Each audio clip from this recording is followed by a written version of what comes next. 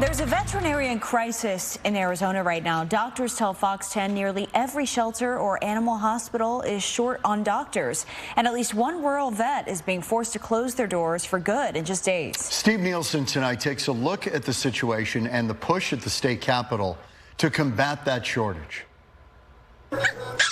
We love them. Our pets are our family. Our hearts break when they need help, and thankfully when they do, our veterinarians are nearby no matter where you live, even in Page. When I first started in 1986, it wasn't that very busy. I mean, it kept me busy full time, but not running and hopping. And just little by little over the years, over the 33 years that I was there, it got busier and busier. Jerry Roundtree owned Page Animal Hospital for 3 decades. Eventually, he needed a second vet to keep up with the growing demand before selling the practice just a few years ago.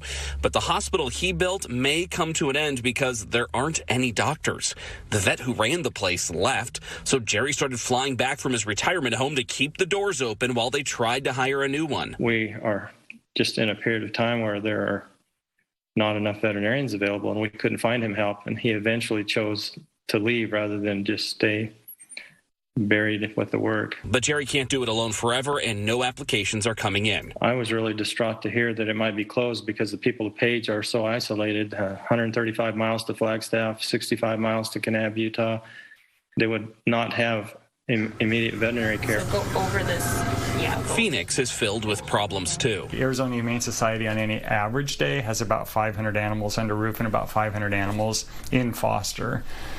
And we're heading towards that. Kitten season is what really boosts that. Dr. Stephen Hansen says they pay well and they offer a lot, but finding veterinarians isn't easy, even in a city the size of Phoenix. All veterinary practices in the state of Arizona, and most of them in the country, are struggling to remain fully staffed. So it becomes a very competitive environment for us to try and compete with regular veterinary practices to retain and attract some high-quality veterinary nurses or high-quality veterinarians. They turn that? Ultimately, more doctors are needed, and fast, and help might be coming from the Capitol. Legislation's moving through committees that would offer up to $100,000 in reimbursement to graduates as long as they stay in Arizona 4 years, and they work 2 years in either a rural area or a municipal, county, or nonprofit shelter.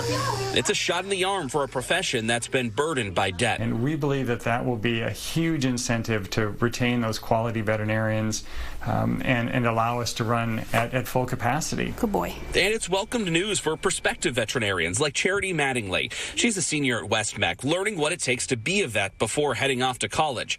And she plans to stay in state. Costs are cheaper in state, and long term, it would be a lot easier if I could get my bachelor's as close to nothing as possible.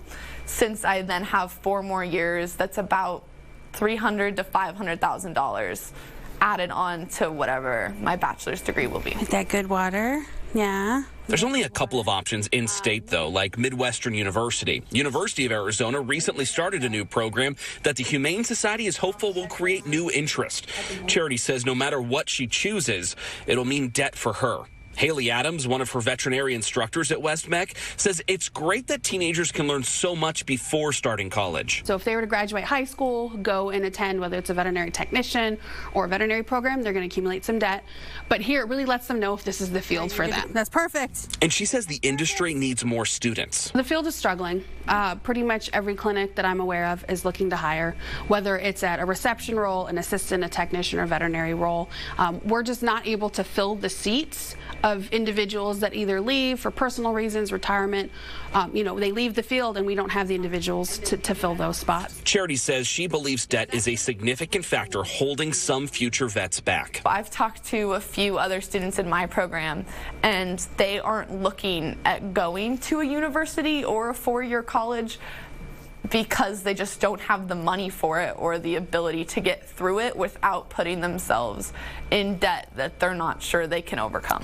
And that's why the Arizona Humane Society, which is spearheading Senate Bill 1271, says eliminating $100K in debt could be so beneficial.